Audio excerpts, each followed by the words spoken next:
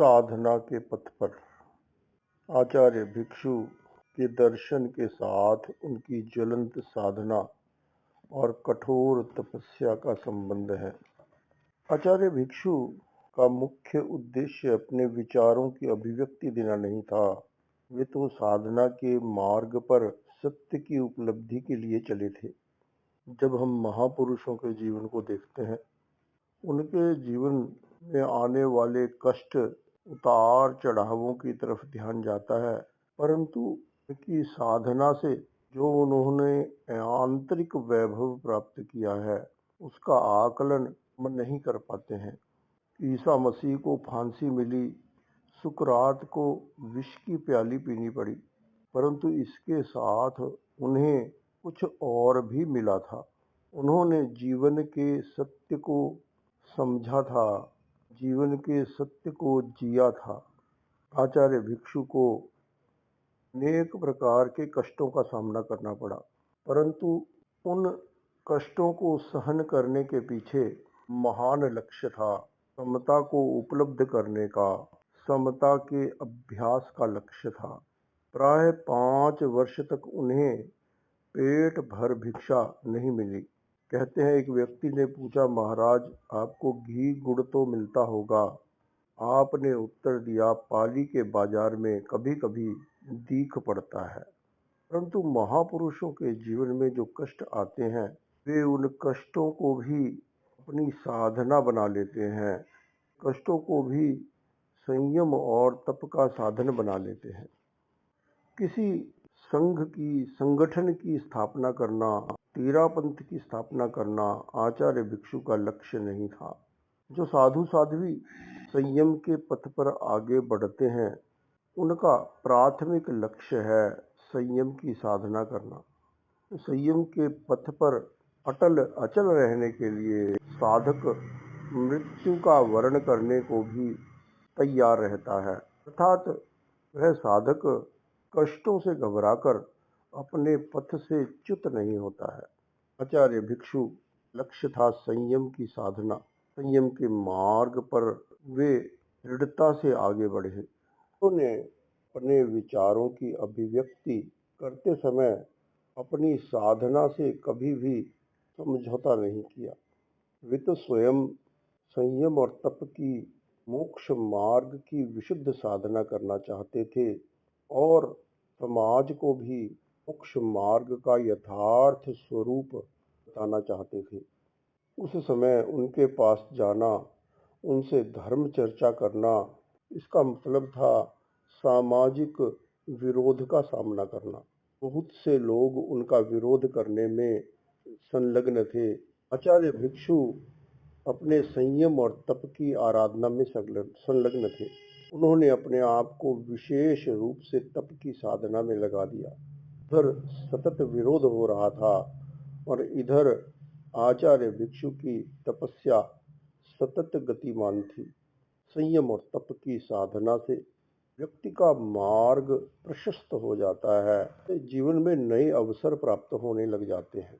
आचार्य भिक्षु की तपस्या का प्रभाव जनमानस में आचार्य भिक्षु के महान व्यक्तित्व, उनके अनूठे दर्शन के प्रति जिज्ञासा उत्पन्न होने लगी। कुछ लोग रात में या एकांत में छिप कर आने लगे, परंतु उस समय आचार्य भिक्षु ने अपने आप को अभिव्यक्ति से दूर कर लिया था। वे साधना में रत रहने लगे थे।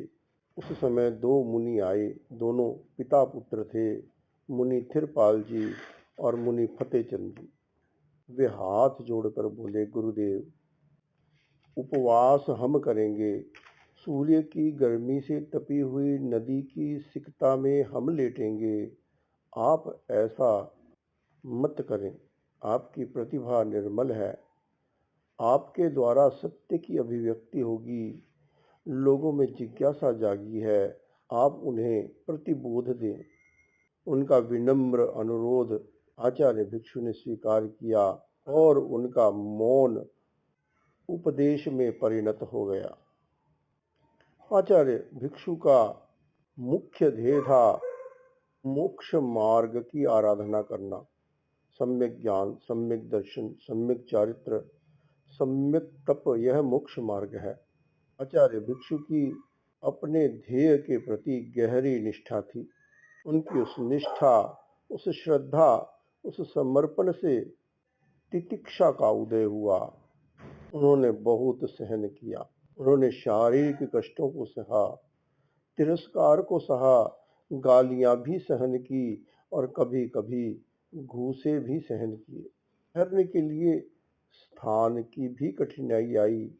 नाथ द्वारा की घटना है, वे चातुर्मास कर रहे थे।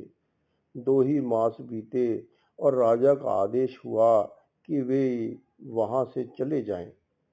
उनके शेष 2 मास कोठारिया गांव में बीते। परंतु इस सब के बीच आचार्य भिक्षु अपनी समता की साधना में संलग्न थे।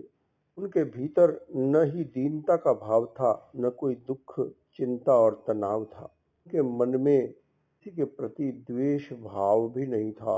उनके प्रति करुणा, प्रेम, मैत्री के भाव के साथ वे समता की साधना में संलग्न थे। एक बार घाणे राव के कई व्यक्ति मिले। उन्होंने पूछा, तुम कौन हो? आचार्य भिक्षु ने कहा, मैं भीखण हूँ। कहने लगे, ओहो, अनर्थ हो गया। आचार्य भिक्षु ने पूछा, वह कैसे? वे बोले, तुम्हारा मुंह देखने वाला तो नरक में जाता है। आचार्य भिक्षु इस कटु बात को सुनकर भी शांत थे। के भीतर सम्यक दर्शन होता है। जो संयम और तप की साधना करता है, उसे मन शक्तिशाली बन जाता है, मन स्थिर बन जाता है। आचार्य भिक्षु का चित्त स्थिर था, निर्मल था। आचार्य भिक्षु ने कहा, इस बात में कोई विश्वास नहीं है कि किसी का मुंह देखने से कोई नरक में जाता है, परंतु तुम्हारा मुंह देखने वाला कहाँ जाता है? क्या तुम्हारा मुंह देखने वाला स्वर्ग में जाता है? कहने लगे, हाँ, हमारा मुंह देखने वाला स्वर्ग में जाता है। आचार्य भिक्षु ने कहा, को तुम्हारी मान्यता के अनुसार तुम्हारे साथ तो अच्छा नहीं हुआ, पर मेरे लिए तो बहुत अच्छा हुआ। तुम्हारी मान्यता के अनुसार मुझे स्वर्ग मिलेगा, क्योंकि मैंने तुम्हारा मुंह देखा है। इस प्रकार विकट परिस्थितियों में, जटिल परिस्थितियों में भी उसका अपने मन, वाणी और व्यवहार पर नियंत्रण होता है, यह बहुत बड़ी उपलब्धि है। उदयपुर की बात है, एक व्यक्ति आया और कहने लगा, आप मुझसे तत्व चर्चा करो, कोई प्रश्न पूछो।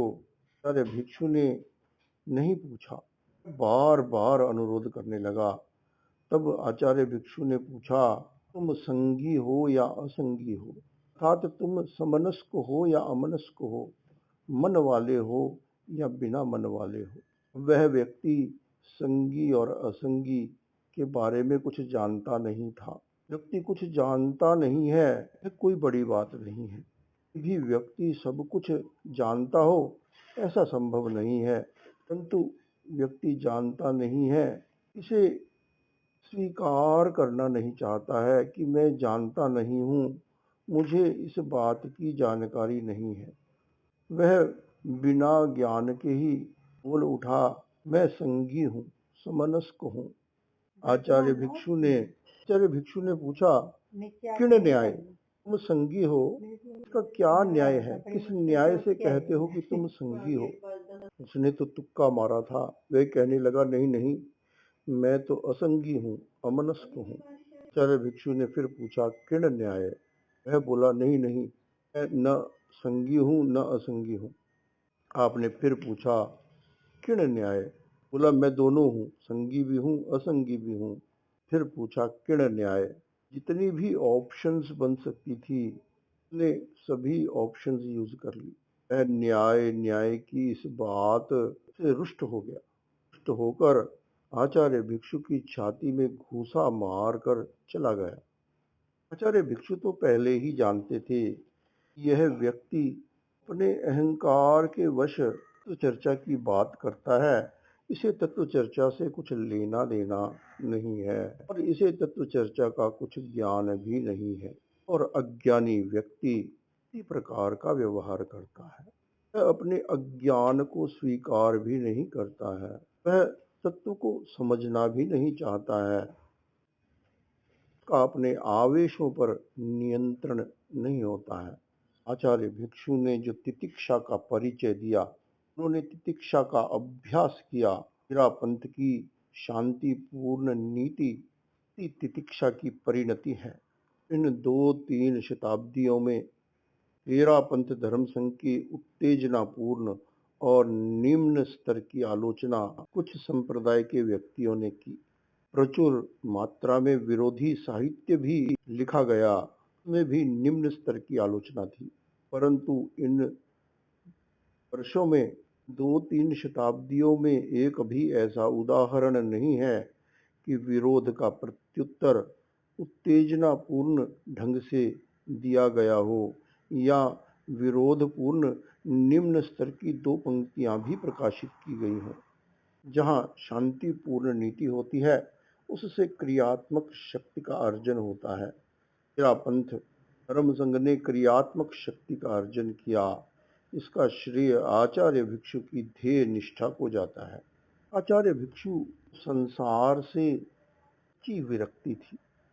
संसार से विरक्त होने का अर्थ है आत्मा के प्रति जागना, आत्म कल्याण के प्रति जागना, विषय कषाय को छोड़ना, आत्मा के दिव्य वैभव को प्राप्त करने की साधना करना। जहाँ तीव्र वैराग्य होता है, वहाँ संसार को देखने का दृष्टिकोण भिन्न होता है। सामाजिक जीवन में, भौतिक जीवन में भौतिक ऐश्वर्य का अपना महत्व है। वहाँ बौद्धिक ज्ञान का नियोजन भौतिक विकास के लिए, सामाजिक विकास के लिए, जीवन की व्यवस्था के लिए किया जाता है, यह अत्यंत महत्वपूर्ण है। परंतु जिसका चित्त विषयों से विरक्त हो जाता है, जिसका चित्त भौतिक सुखों से विरक्त हो जाता है, उसके जीवन के मापदंड भी बदल जाते हैं। आचार्य भिक्षु की दृष्टि में वह बुद्धि असार है जो धर्म में लीन नहीं होती है। वह बुद्धि असार है, अधर्म में लीन है, तो विषय और कषायों में लीन है। ही बुद्धि सारभूत है जो संयम और तप से संचालित होती है। सामाजिक भूमिका पर खड़े व्यक्ति को के चिंतन में कहीं कहीं अतिवाद या वैराग्य का अंतिम छोर को पकड़ने जैसा लग सकता है, परंतु आदर्श सदैव पूर्ण ही होता है, महान ही होता है। इसकी साधना करने वालों में तारतम्य हो सकता है, परंतु आदर्श अपने आप में पूर्ण होता है। आचार्य भिक्षु ने तत्व ज्ञान के आधार पर जीवन का विश्लेषण किया, धर्म का विश्लेषण किया। जहाँ सामुदायिक जीवन है, वहाँ पारस्परिक सहयोग से जीवन चलता है। आपसी सहयोग से ही एक अच्छे समाज का, अच्छे समुदाय का निर्माण होता है। कोई भी संगठन है अच्छी तरह से कार्य करता है यदि सभी परस्पर एक दूसरे का सहयोग करते हैं। आचार्य भिक्षु का उद्देश्य समाज के पारस्परिक सहयोग का लोप करना नहीं था, परंतु यदि हम गहराई से मोक्ष के संदर्भ में उनके दर्शन को नहीं समझते हैं तो आपात दर्शन में व्यक्ति को ऐसा अनुभव हो सकता है कि वे सामाजिक सहयोग का निरसन कर रहे हैं। जब गहराई में जाते हैं तो यह अनुभव होता है कि वे तो मोक्ष मार्ग के शुद्ध स्वरूप का प्रतिपादन कर रहे हैं। उस प्रतिपादन परिणाम है मोक्ष धर्म और जीवन व्यवहार के बीच जो भेद रेखा है उसका भी प्रतिपादन हो जाता है। धर्म का आधार वैराग्य है, विरक्ति है, का परिणाम है त्याग, संयम, समता का अवतरण। त्याग और वैराग्य में तारतम्य हो सकता है, परंतु त्याग का, वैराग्य का स्वरूप समान ही होता है। त्याग और वैराग्य का परस्पर संबंध है। वैराग्य युक्त त्याग ही मोक्ष मार्ग का यथार्थ स्वरूप है। वैराग्य के बिना भी अन्य कारणों से व्यक्ति संयम का अभ्यास करता है, अनुशासन का अभ्यास करता है, त्याग का अभ्यास करता है। क्योंकि स्वास्थ्य की दृष्टि से, समाज निर्माण की दृष्टि से, अच्छे सामुदायिक जीवन की दृष्टि से भी अनुशासन, संयम, त्याग का महत्व होता है। जहाँ वैराग्य है, वहाँ अवश्य ही कुछ ना कुछ त्याग की, संयम की चेतना भी अवश्य ही होती है। ऐसा नहीं होता कि त्याग तो है, वैराग्य तो है, परंतु व्यक्ति के भीतर त्याग ना हो, संयम ना हो। वैराग्य का परिणाम ही है संयम का विकास। संयम की साधना करते करते भी वैराग्य भाव उत्पन्न होता है। अलग अलग संदर्भों में व्यक्ति के अलग अलग मनोभाव होते हैं, व्यक्ति में अलग अलग विशेषताएं होती हैं और दुर्बलताएं भी होती हैं।